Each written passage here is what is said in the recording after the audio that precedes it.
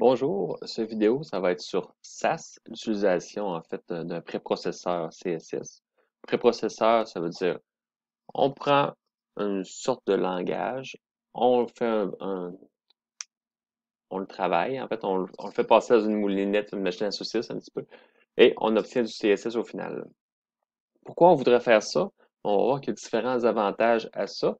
Euh, la, la présentation que je vais faire, c'est la présentation de SAS ici, que vous avez sur Omnivox.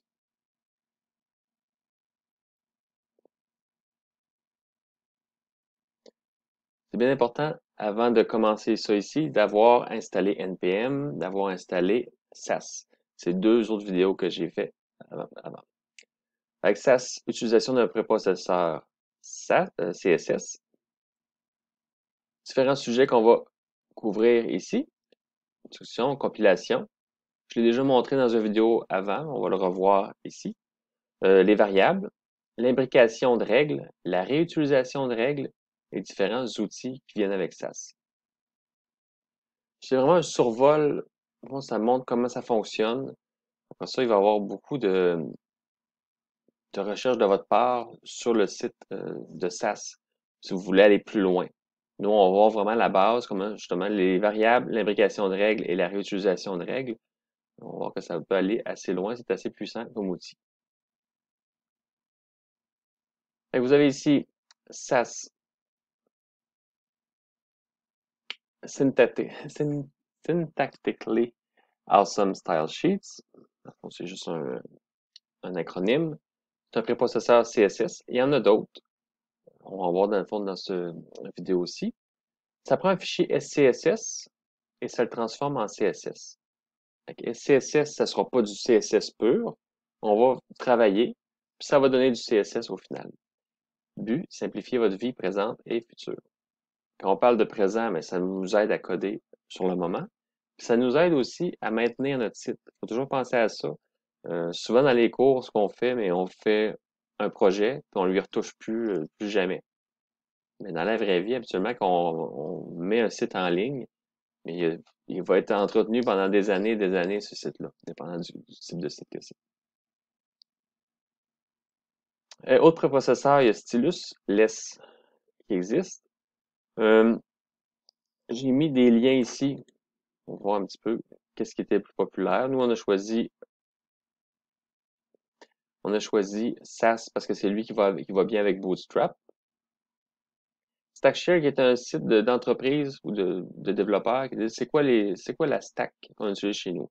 La stack, c'est l'ensemble des composants logiciels que vous utilisez. Donc ici, on voit que SAS, il y a 24 000 stacks qu'il utilise, Stylus 364 et Less 1.7 000, 1700. Ça ne veut pas dire que s'il n'y a pas beaucoup de gens qui l'utilisent, que c'est pas bon.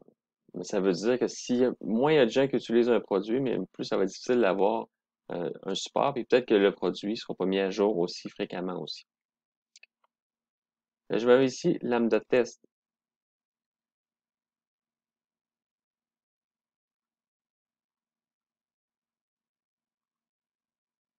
Vous avez des exemples, là, font des comparaisons entre les deux. C'est en anglais. Cancel. On voit ici CSS Preprocessor Usage. Vous en avez d'autres aussi. Preprocessor. Excusez-moi. No Preprocessor. Euh, on voit qu'il y a quand même beaucoup de gens qui font ça. Moi, dans mes projets, il y en a plusieurs que j'ai jamais utilisé de préprocesseur. Puis ça fonctionne bien pareil. Mais vous allez voir, ça va vous faciliter la vie. On dit ça ici. Stylus, less, post, CSS. Il y a un certain usage. Google Trends, ce qui est intéressant aussi pour voir les recherches, c'est pas garanti que ce qui est recherché le plus régulièrement, c'est ce qui est le meilleur. Ça peut donner une idée. On voit ici que less est plus recherché que SAS. Pourquoi? Mais probablement que less, mais c'est un vrai mot aussi. Ça peut être mélangé. Stylus, c'est un vrai mot aussi. Alors que SAS, c'est pas un vrai mot. Peut-être qu'il faudrait ici que je raffine ma recherche. pourrait écrire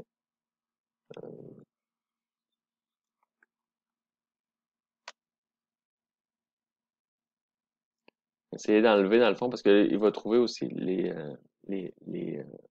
l'utilisation du mot less. Less than me, more than me. Fait que j'ai essayé d'enlever un petit peu l'information. Fait que pour certains mots, ça fonctionne pas bien. Même stylus ici, SAS, on voit le nombre de recherches grossièrement. On peut aller faire 12 derniers mois, on peut le faire en fonction du pays ici. Fait que Google Trends, ça fonctionne bien si on a des noms de produits vraiment spécifiques. Sinon, faut travailler un petit peu là, ici. J'aurais peut-être pas dû mettre le lien parce qu'il est là. Euh, c'est pas ça. Fait que, langage CSS enrichi, c'est ce qu'on a. SAS less. Nous, c'est SAS qu'on va utiliser. On le passe dans une machine. Dans le fond, on va faire du traitement dessus et ça nous donne du CSS au final, ici. C'est un exemple. Ici, il y a 3 variables qui ont été définies. Toutes les variables en SAS commencent par $, dollar quelque chose, 2 points, sa valeur. Dollar quelque chose, 2 points, sa valeur, ainsi de suite. Après ça, on fait seulement les utiliser ici. Vous voyez qu'on peut les utiliser à différents endroits. Ça, quelqu'un pourrait dire, ouais, mais on l'avait en CSS. Pourquoi je voudrais avoir ces variables-là de SAS? On va voir plus tard qu'il y a une petite différence entre les deux. Fait qu'au final, ici, ça donne ça. Et ça, c'est un exemple. Non. Mise en garde, ici, surtout quand vous allez faire attention, parce que quand on va prendre style.scss et on écrase le style.css, c'est ce qui va se passer ici. Vous voyez, je prends ce fichier-là, style.css, et je l'envoie dans style CSS. Mais si quelqu'un dans votre entreprise, il ne sait pas que c'est du SAS que vous faites, mais lui, il va peut-être décider de modifier le fichier style.css. On voit ici le point 2. Naïvement, il fait ses modifications dans le fichier style.css, car il ne sait pas à quoi sert le fichier style.scss. Il fait ses modifications, il travaille. Peut-être qu'il fait 10 heures de travail là-dessus parce qu'il fait différentes modifications. Le client est très content, les styles ont été modifiés sur son site. Jusque-là, ça va bien. Plus tard, l'intégrateur Y, son collègue, reprend le même travail et fait des modifications de style.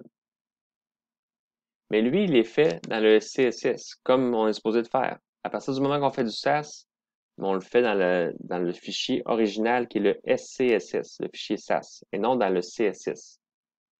Je mets maintenant ces acronymes-là, ces extensions-là de fichiers, comme il se doit dans le fichier style.css, qui se compile en fichier style.css, comme d'habitude.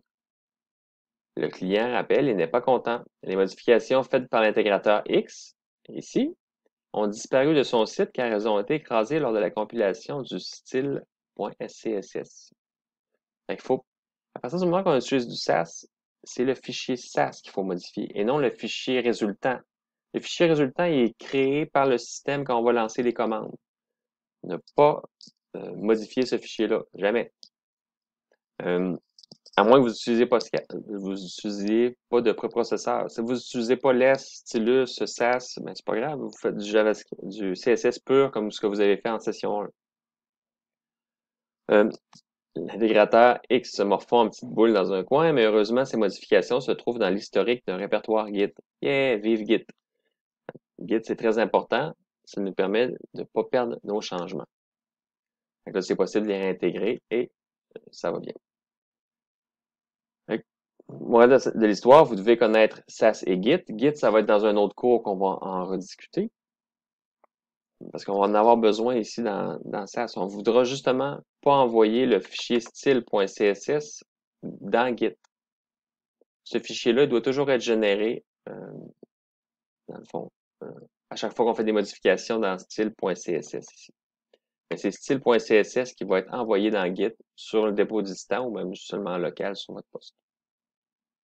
Avec un rappel, on fait nos modifications dans le fichier SAS, le fichier SCSS. On lance une commande, ça crée le fichier style.css.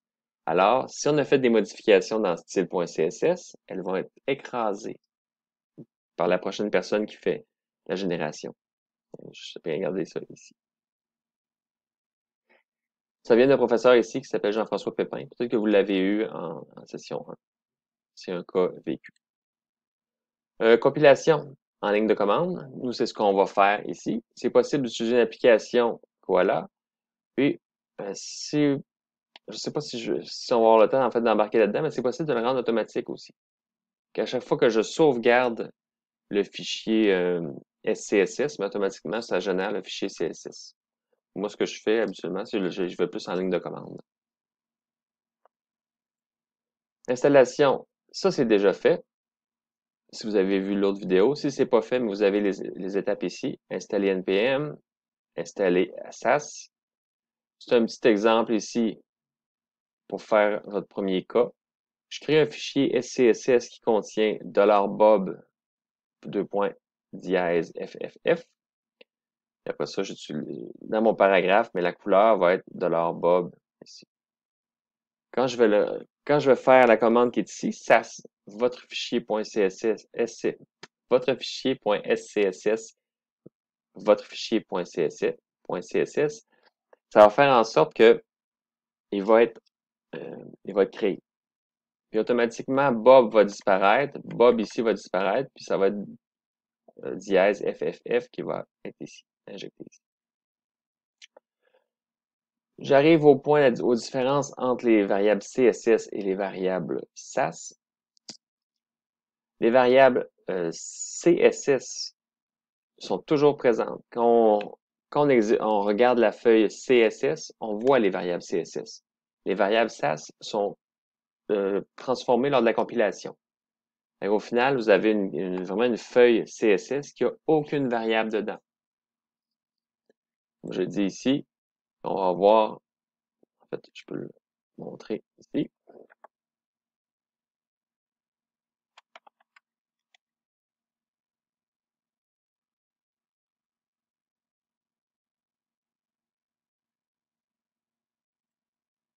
C'est un projet quelconque, c'est pas grave.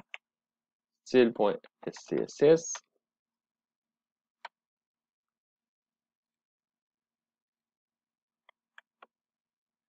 Vous l'avez ici. Je vais faire dans ma ligne de commande SAS espace style.scss vers style2.css. Pourquoi style 2 ici? C'est parce que je ne veux pas écraser mon autre style dans ce projet-là. Je fais entrer. Il y a du travail qui a été fait. S'il n'y a pas de message d'erreur, c'est bon signe. On voit ici que le fichier a été créé. Je m'en vais dedans. Oups, parce que... Oh, j'ai rien. Qu'est-ce qui s'est passé? Regardez bien votre interface. J'ai fait une erreur. C'est une erreur peut-être que vous allez faire vous aussi, mais je n'avais pas sauvegardé. Je recommence. Donc ici, mon paragraphe, ici, blanc. Il n'y a plus de Bob. Bob n'existe plus. Il a été traité lors de l'exécution de ça ici, mais toutes les occurrences de $Bob ont été remplacées par la couleur.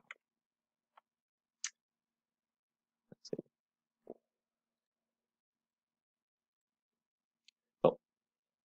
C'est utile à plus d'endroits. Les variables CSS, c'est seulement comme étant du côté valeur des propriétés que vous pouvez l'utiliser. Alors qu'en SAS, on va pouvoir l'utiliser aussi dans les sélecteurs. Je ne pense pas qu'on l'utilise dans le cadre du cours, mais c'est possible. Effet d'un changement de valeur, SAS, si vous changez la valeur d'une variable dans le courant du script, je vais le faire ici. Oups, c'est pas le bon.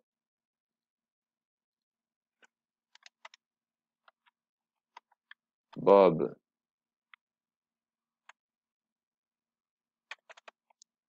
Noir.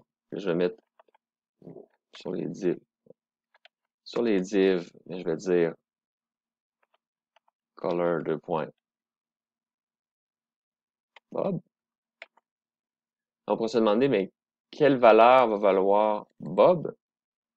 On peut le lancer pour voir. On a style 2. Le div est noir. Le P est blanc. Pourquoi? Parce que le fichier est lu ligne par ligne, puis est traité au fur et à mesure. Ça ressemble un petit peu à ce qu'on va faire en JavaScript, puis ça ressemble au code que vous avez fait en programmation 1. Ça s'exécute ligne par ligne. Je change le nom de la variable, mais ça change pas ce qui s'est passé avant, ça change juste ce qui se passe après. Tandis que pour les variables CSS, la valeur qu'elle a, mais elle l'a pour tout le site au complet, toute la, toute la feuille de style au complet. Donc, si vous la changez, mais elle change partout. Elles peuvent être déclarées en dehors d'un sélecteur aussi, ce qui n'était pas le cas pour les variables CSS. Il fallait toujours dire, mais ma variable CSS, elle existe dans tel contexte.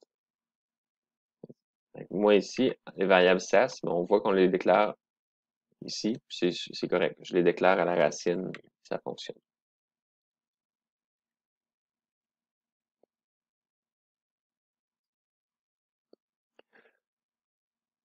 Avec les variables ont une portée globale ou locale. Si vous déclarez une variable dans un petit bloc par exemple ici,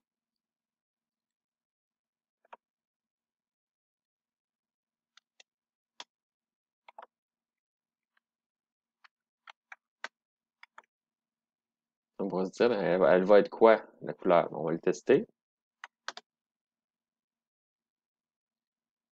Ah, là, mon P est noir, puis mon div est blanc. Pourquoi? Mais parce que la variable ici, Bob, existe seulement dans le contexte du P, des paragraphes. Donc, elle écrase jamais le blanc. Donc, le blanc va aller ici. Je vous dis ça, mais ça me surprendrait que ça vous arrive d'utiliser ce genre de choses-là.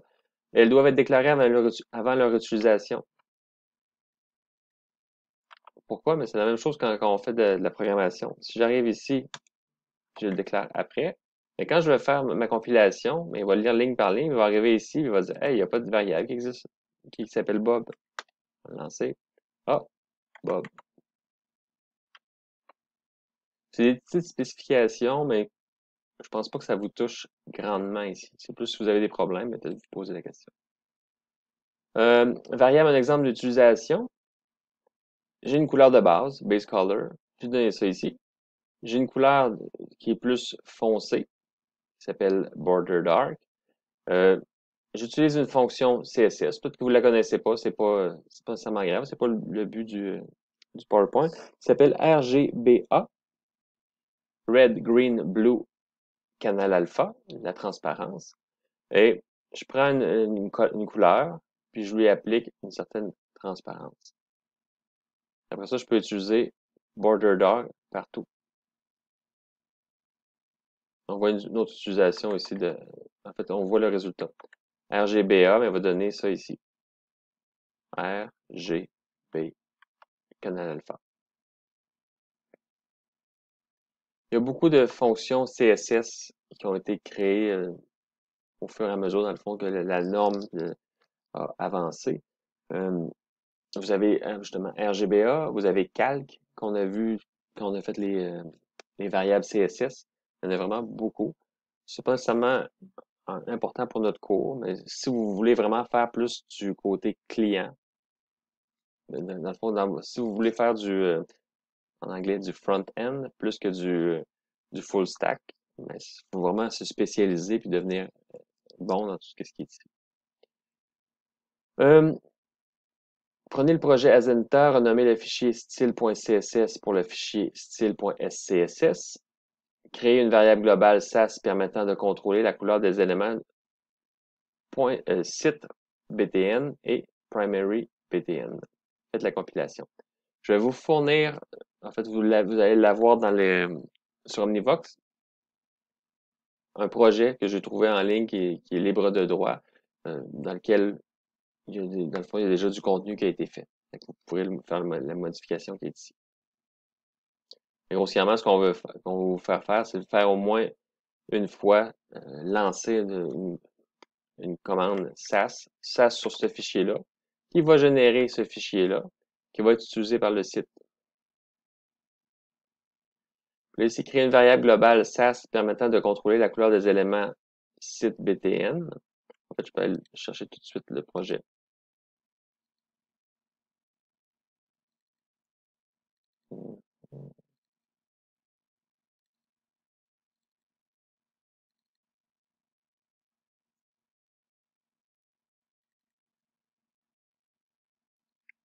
Vous avez le projet, ça ressemble à ça. C'est pas important qu'est-ce que ça fait. J'ai fait des petits tests ici, on voit que c'est pas beau. C'est moi qui ai mis un halo là. Euh, Puis on regarde le style .css qui est ici.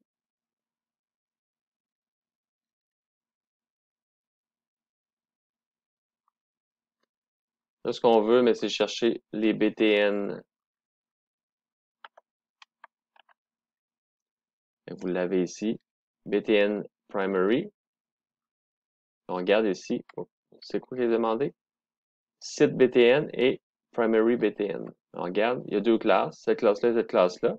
Et j'ai cette couleur-là et cette couleur-là qui est dupliquée. Donc, ça serait une belle place pour mettre une variable. Vous mettez la variable soit ici, mais c'est mieux de les rassembler tout en haut du fichier. Et vous générez en fait votre CSS par la suite. L'imbrication de règles, qui est une autre fonctionnalité de SAS, qui est probablement plus intéressante que les variables même, parce que les variables, on a quelque chose qui n'est pas pareil, mais qui est fonctionnel avec les variables CSS. L'imbrication de règles, c'est seulement d'utiliser, dans le fond, une nomenclature comme ça. Vous prenez votre règle, vous l'ouvrez, si votre règle s'applique à des sous-éléments de cette règle-là, vous les mettez à l'intérieur. La question, moi, mais c'est quoi ça? Fait que là, je vais regarder ici mon footer, mais je vais avoir toutes les règles qui sont à l'intérieur de footer, mais ils vont s'appliquer à footer. Ça, c'est correct. Sauf celles qui sont appliquées, qui sont ici, qui vont s'appliquer à footer espace A. Je vais vous montrer ici. Je vais venir ça.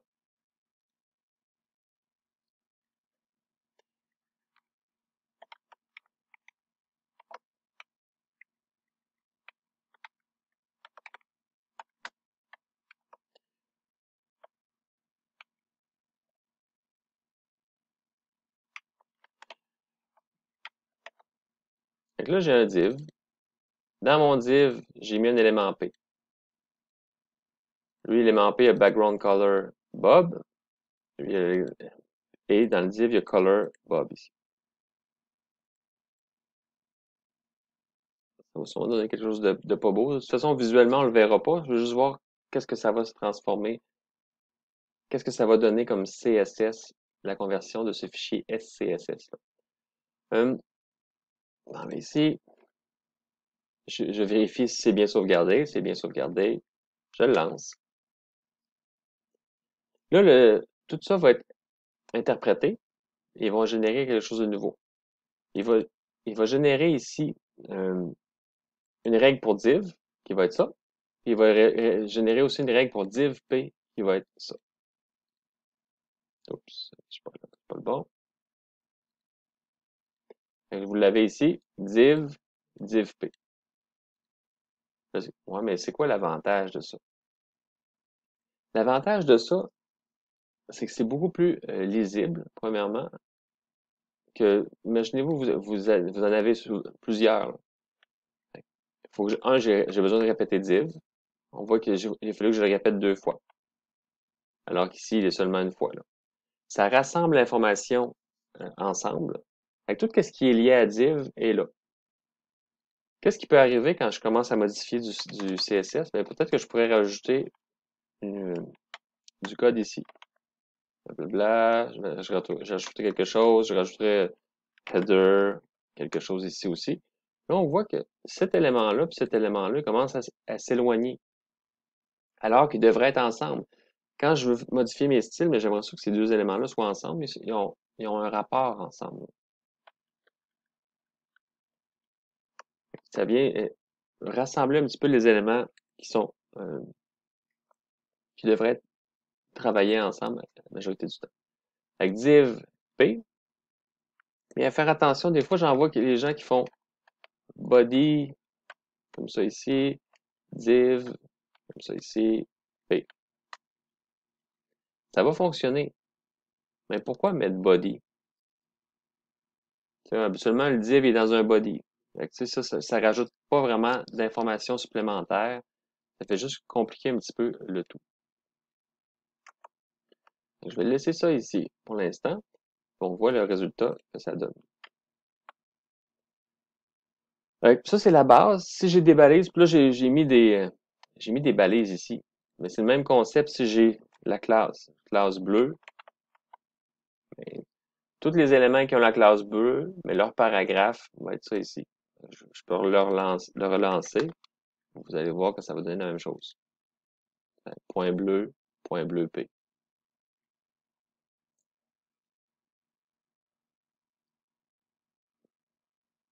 Vous avez un autre exemple ici. J'ai un footer dans lequel il y a un A. J'ai un footer dans lequel il y a des éléments qui ont la classe logo. Au final, ça va générer ça ici. Encore là, ça vient de la présentation de Jean-François Pépin. Merci d'ailleurs. Euh, vous structurez votre information dans votre SCSS et vous le convertissez en CSS. Normalement, ça ressemblerait à ça ici, ce que vous auriez fait comme code. Là, vous avez ça ici. L'avantage, je l'ai déjà dit, lisibilité du CSS. En tant que programmeur, ça nous parle quand même ici l'imbrication. Ça aide beaucoup. Moins de risque d'éparpillement. Comme je disais, il y a moins de chances que quelqu'un vienne introduire des règles entre nos deux éléments qui devraient être collés ensemble. Moins de caractères à écrire. C'est un petit avantage. Attention, il n'y a pas d'espace dans un sélecteur. S'il n'y a pas d'espace dans ce sélecteur, il est possible d'utiliser l'imbrication, mais nous avons besoin du caractère et. Donc là, ici, le 2 points hover, il faut que je mette le caractère et, le et commercial. Je vais le mettre ici.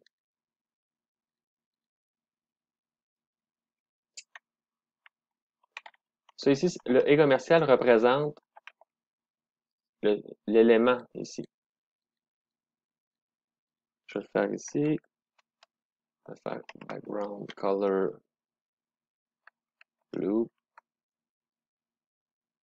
On va l'exécuter, voir ce que ça donne.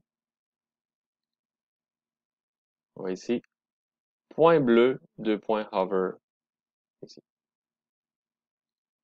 Donc, si vous avez un 2 points hover, un 2 points. En fait, il y a plein de 2 points qui existent. Le active, il y a le 2 points focus, il y a le 2 points énième enfant, nth child, chose comme ça. Mais il va falloir utiliser ce symbole-là. Ce symbole-là qui représente qu'est-ce qu'il y a ici.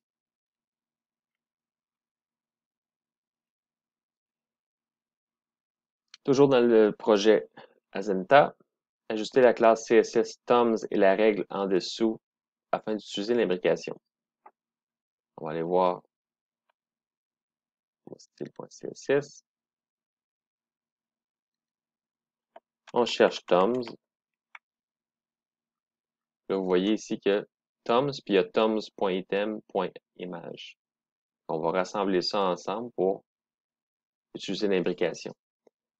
Grossièrement, c'est de prendre ça ici, m'enlever le point Toms et le glisser ici. Et là, vous venez d'avoir l'imbrication. On essaie d'ajuster pour que ce soit plus beau. Là. Pour l'instant, il me dit que j'ai des erreurs parce que c'est pas du SCSS, c'est du CSS, comme vous voyez en haut ici. Ça, je vous laisse le faire. Réutilisation. Dans certains cas, on peut réutiliser des règles. Ça va être important quand on va commencer à faire du Bootstrap, parce que dans Bootstrap, il y a vraiment beaucoup de classes qu'on peut utiliser. Puis, quelquefois, sur nos éléments, on se ramasse à 4-5 classes sur le même élément. C'est peut-être mieux de mettre une classe sur notre élément, puis de faire de la réutilisation de code. On a trois façons de le faire. Extend, Placeholder et Partials. Extend, c'est celui qu'on va utiliser, justement, qu'on va vouloir réutiliser des classes qui existent déjà. Fait que, ici, vous avez point message qui est une classe, border, ainsi de suite. Mais j'ai trois autres classes ici qui ont besoin des mêmes choses que message. Fait qu'ici, je pourrais faire point message success. OK, success. Une couleur, mais en plus, je veux extend de la classe ici. Donc, je veux tout ce qui est dans la classe point message, mais en plus, je veux border color ici. Green. Même chose ici. Même chose ici. Compiler, mais ça donne ça ici. Message success, success. Fait que tout ce qui est commun, il y a une règle pour le commun, puis il y a des règles pour ce qui est différent.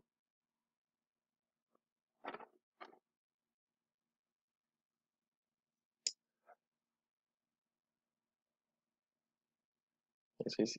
Fait que pour la maintenance, ça va être beaucoup plus facile ici. Vous pouvez réutiliser des classes qui vous appartiennent pas non plus. Nous, on va réutiliser des classes Bootstrap. On va faire extend, par exemple, bouton, parce qu'il y a des classes Bootstrap qui existent pour les boutons. Extend bouton, et moi, je veux rajouter telle chose dessus.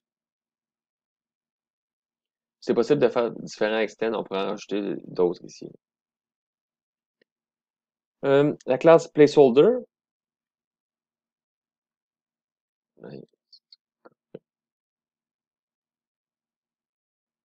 Dans l'exemple précédent, on avait une classe qui s'appelait message. Ça nous forçait à avoir une classe qui s'appelle message, alors que peut-être qu'on n'en a pas de besoin. Si ça nous dérange, mais on peut faire ça ici. On peut dire, ben, j'ai un placeholder. Je lui mets un. On voit ici, ce ne sera pas compilé dans une règle de style distinct. Ici, il n'y a aucune mention de classe, de la classe message. J'en ai pas de besoin. Ça se peut que j'en ai pas besoin. Si j'en ai pas de besoin, ce serait une belle pratique d'utiliser ça ici.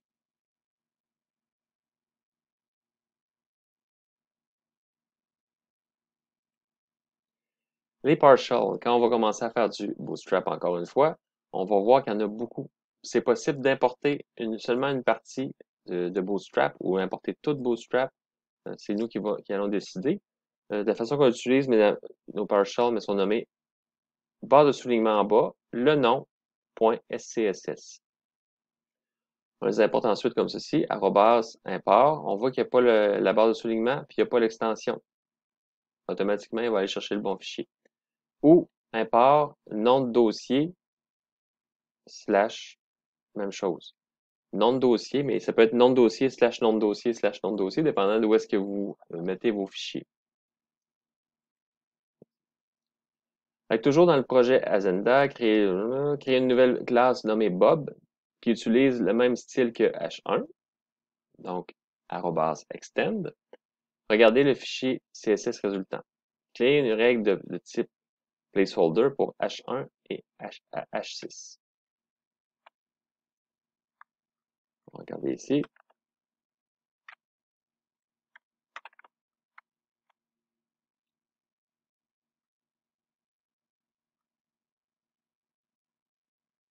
Il faudrait que je crée une règle qui va me permettre de faire la même chose qu'avec message, en fait. Je vais me créer un placeholder au lieu de, en fait, je vais convertir ça en SCSS. Je vais me prendre un placeholder ici, dans le fond, qui va être appelé, par exemple, H, et toutes les autres, mais vont faire extend H.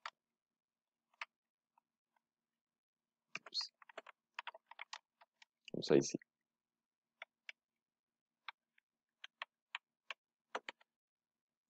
Pour le faire, vous avez juste à vous baser sur ce qui est ici.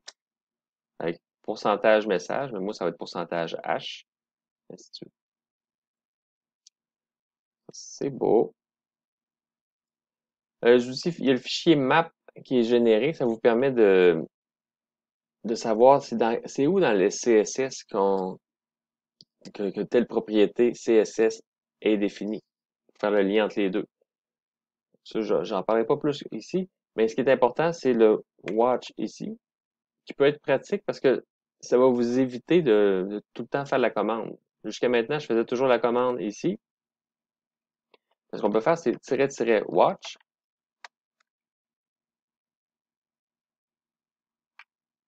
Et là, il est en attente. Il y a quelque chose qui se passe. Ah, mais ma commande ne marche pas.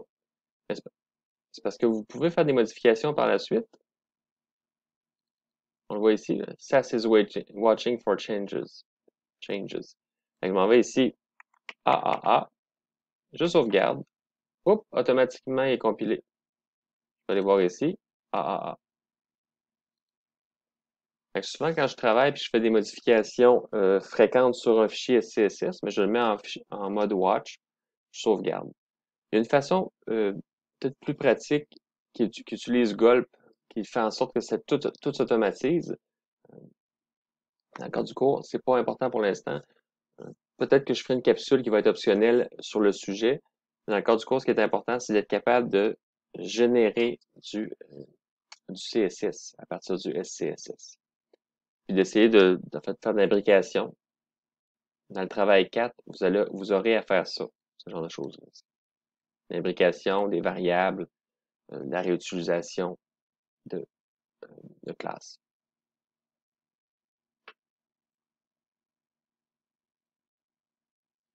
Il y a beaucoup d'autres choses. C'est possible d'avoir des conditions, c'est possible d'avoir des boucles, c'est possible d'avoir des mix-ins qui permettent de mixer différentes règles ensemble. Des valeurs par défaut, des fonctions internes RGBA et Darken aussi.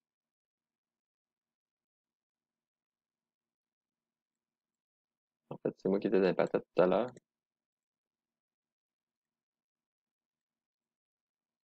Excusez-moi, juste aller voir ici. Je m'excuse, tout à l'heure, je vous ai dit que RGBA, ça faisait partie de CSS, mais c'est une règle, c'est une fonction de SAS. CSS a des fonctions aussi, mais SAS a des fonctions. D'ailleurs, il y en a une qui peut être intéressante pour vous, qui permet de faire des choses euh, visuellement, rapidement. Ici, en fait, vous avez la documentation, malheureusement, elle est en anglais. Documentation. Maintenant. Bon.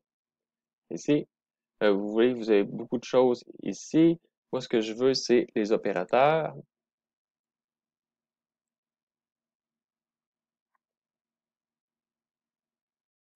En fait, c'est built-in module qui m'intéresse. Vous en avez plein de choses qu'on peut faire avec ça ici. J'ai choisi Color ici. Et ici, color.adjust, c'est possible de modifier une couleur, puis de faire certains traitements dessus. Euh, il y a quelque chose qui existait, mais qui existe encore, mais qui c'est peut-être pas recommandé, que je vois dans le site ici, qui est Darken, qui permettait de prendre une couleur puis la diminuer, mais en fait de la rendre plus sombre d'un certain pourcentage. Comme là ici, Darken la couleur dièse 0,36 de 30%. Là aussi, ça va se calculer automatiquement lors de la conversion. Ici, c'est juste, il spécifie que c'est pas toujours ce que vous voulez faire. Fait que juste faire attention si c'est pas l'effet qui est demandé. Euh, puis je couvre pas ça ici, là. C'est juste pour vous dire qu'il y a des fonctions qui existent déjà dans SAS pour faire plein de choses différentes. Nous, c'est vraiment un survol de SAS pour être capable de l'utiliser. Euh, mais ça peut aller très loin, là. C'est vraiment, le site est très gros. Si vous regardez, vous allez voir qu'il y a beaucoup d'informations, beaucoup de choses qu'on peut faire avec ça. Bonne chance pour la suite.